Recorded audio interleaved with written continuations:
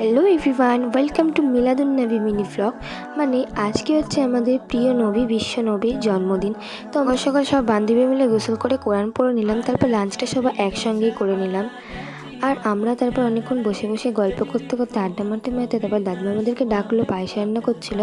তো আমরাও সেখানে ছিলাম, পায়েসটা একটু হেল্প করছিলাম, হেল্প কিছুই না, একটু নাড়াচাড়া করছিলাম আর একটু আড্ডা মারছিলাম। আর আমি দাদিমার পায়েস রান্নাটাই দেখছিলাম দাঁড়িয়ে দাঁড়িয়ে, আমার ভালো লাগছিল বলে। পায়েসটা আলহামদুলিল্লাহ খুবই সুন্দর হয়েছে। আজকের দিনটাও আমার খুব সুন্দর কেটেছে। তারপর সেই পায়েসগুলো নিয়ে আমরা চলে যাচ্ছিলাম বাড়ি বাড়ি দিতে আশেপাশের প্রতিবেশীদেরকে। আমাদের প্রিয় নবীর জন্মদিন উপলক্ষে মিষ্টিমুখ করাতে আশেপাশের প্রতিবেশীদেরকে। আর আমার সঙ্গে আমার বান্ধবীরাও ছিল। ওরা যেহেতু ক্যামেরায় অতটাও মুখ টুখ দেখায় না বলে আমি আর ওদেরকে নিইনি, কারণ ওরা আমার আগে থেকেই বারণ করে দিয়েছিল। তবে এরকম করতে করতে আমাদের দিনটা সত্যি খুবই সুন্দর কেটেছিল। তারপর এগুলো হয়ে গেলে আমরা আস্তে আস্তে চলে গেছিলাম প্যান্ডেলের দিকে, কারণ ওখানে ডেকোরেশনটাও মাশাআল্লাহ খুব সুন্দর হয়েছে। কারণ এই 2-3 বছর ধরে এখানে মিলাদ হচ্ছে, এবারে হয়তো একটু বেশি ভালো বড় করে হচ্ছে।